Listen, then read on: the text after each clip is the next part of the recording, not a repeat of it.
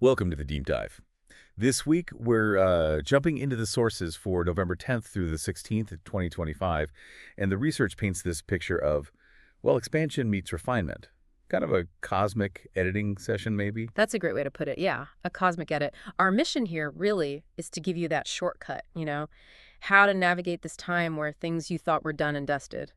Yeah. Suddenly they have something new to say. Right. Like you're being pulled in two directions at once, forward and back. Exactly. Moving forward, looking backwards, sometimes in the same breath. And I really noticed this core theme in the material, this tension between generosity and discernment. It's not just about pushing for more growth. It feels like it's about, well, editing the expansion. That's the heart of it, that tension. So have you felt this urge lately to reread the fine print on some plan you made 6 months ago? That's this energy. Absolutely. And the sources definitely warn us, expect some really high-level inspiration, but also maybe some sudden low-level chaos mixed in. Chaos? Like Yeah. what the... Specifically around midweek, we might find ourselves, well, saying things that sting a bit or noticing our ego getting defensive. Wow. The real call here is for, extreme presence, paying attention. Okay, so let's break down the forces behind this. What's driving this need to revisit and refocus? Seems like a mix of long-term review and some immediate friction. It is. We've got two main players astrologically. First, there's Mercury retrograde. That's the immediate one, the, let's say, chaotic influence pushing us to revisit conversations, tech glitches, old ideas. The usual Mercury retrograde stuff. Pretty much. But, and this is critical, we also have the bigger influence, Jupiter retrograde. That's a 4-month thing, and it's really shifting how we even define growth. 4 months. Wow. Yeah. The universe is basically saying, look, delays aren't punishments. Think of them more like directions, gentle nudges. Okay, let's unpack that Jupiter piece first then, because 4 months, that sounds like the real game changer here. November 11th to March 10th, you said. So what happens when Jupiter, the planet of big plans, expansion, opportunity, turns inward like this? Well, usually Jupiter expands everything it touches, right? It's about material success, bigger philosophies, growing outwardly. When it retrogrades, it flips that. It forces an internalization, meaning the focus shifts pretty dramatically, actually, away from always seeking those new horizons and much more towards nurturing what we already have, our existing sources of fulfillment. So less hustle for the next big thing and more pausing to make sure the foundation under our feet is actually solid. Precisely. And because this retrograde is happening in Cancer, the sign of home, emotion, security, the shift is intensely focused. It's about emotional wealth over just material gain. Okay, emotional wealth, and this is where the discernment part comes in strong. Exactly. We really have to identify and maybe let go of beliefs or judgments that are quietly undermining our sense of safety, our inner abundance. That brings up a practical point, though. If we're focusing so much inward on emotional stuff, how do we balance that with, work, external commitments?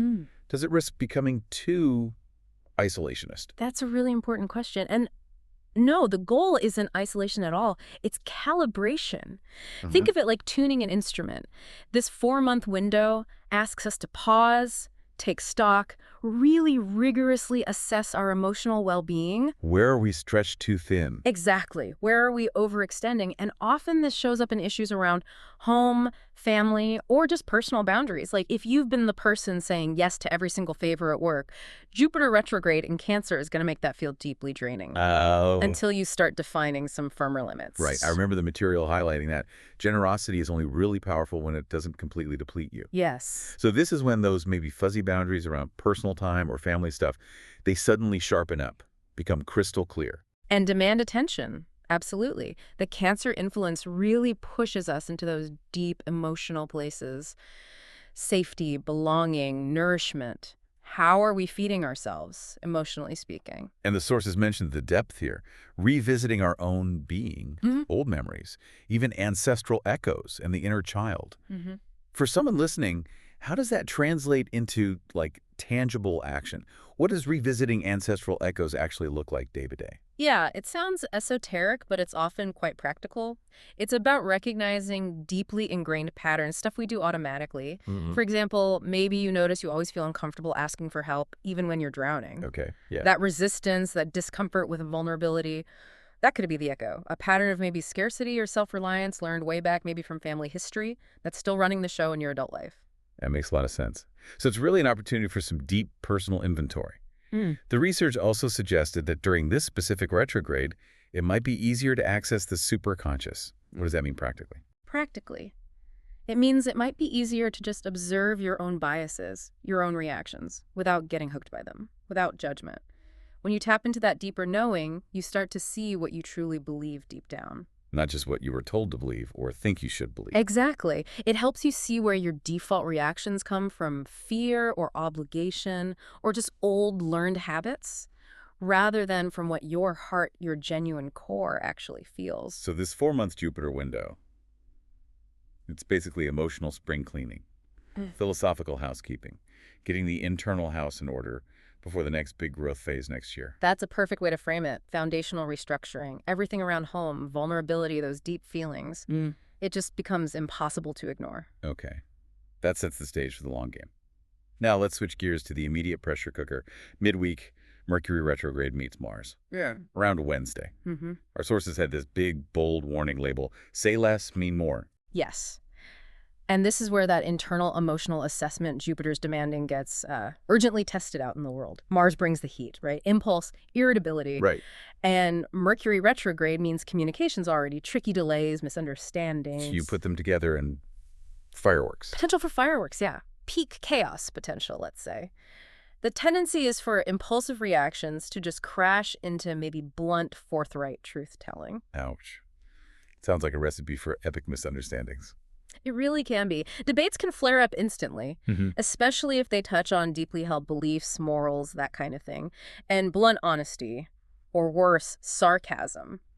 It can feel like a weapon. Like a personal attack, even if it wasn't meant that way. Exactly. The other person mistakes your maybe clumsy candor for aggression. Yeah, the sources use that story, the narrative of Lena and Theo. Yeah. Their small disagreements spiraled into this huge philosophical battle because neither of them paused. Neither considered where the other person was really coming from, their insecurity. They were both sort of right, but totally not listening. And that's the key insight from those case studies, I think.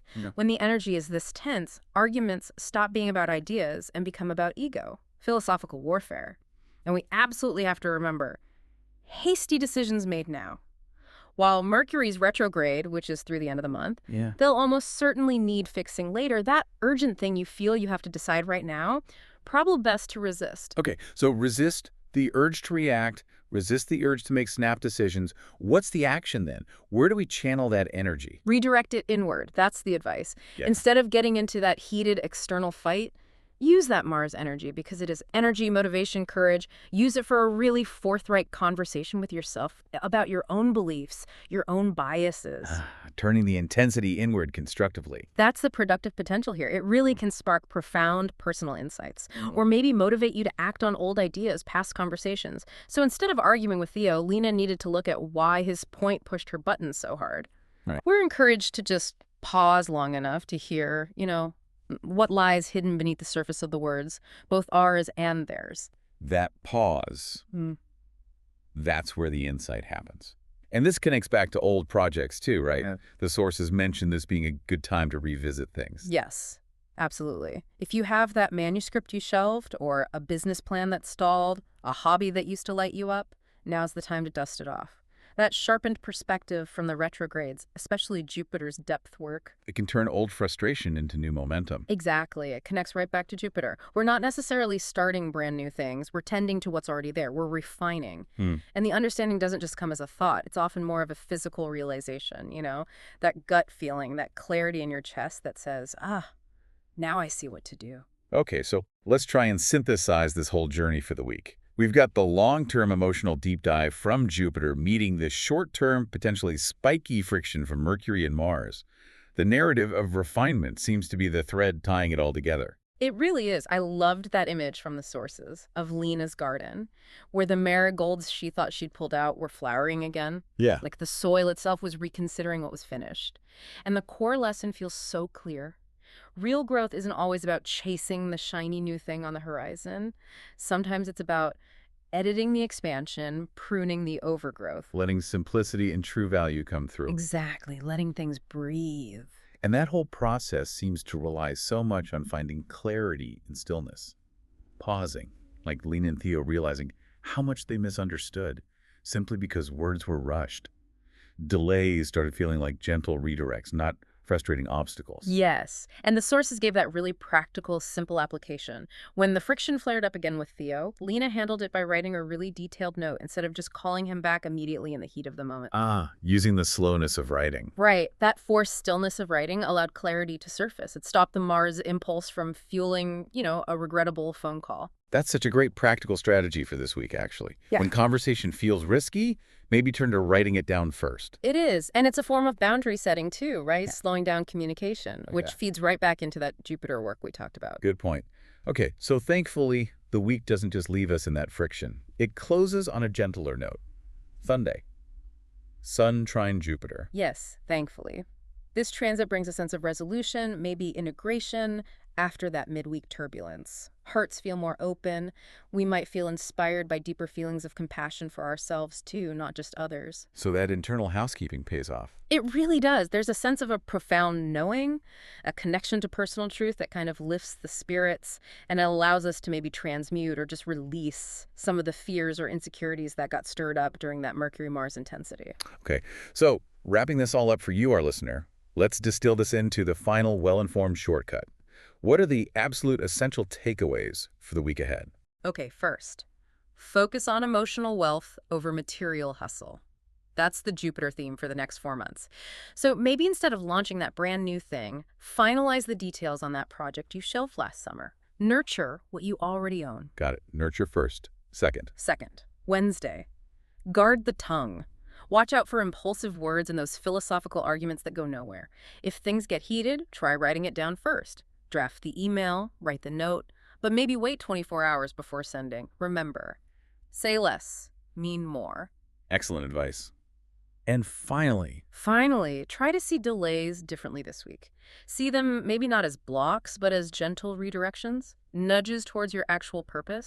The beauty this week, oddly enough, might lie in that sense of incompletion, in realizing that being grounded, being still, is actually part of growing. being grounded is part of growing. I like that. And as you move through this time, this mix of returning light and careful refinement, here's maybe a final thought to consider, something to mull over. Consider the idea that growth isn't always a race towards some new light out there somewhere. Maybe it's more about a returning to your own intrinsic light again and again with greater tenderness each time. Returning with tenderness. Look for that quiet promise this week, that project, that relationship, that part of yourself just waiting to be tended to.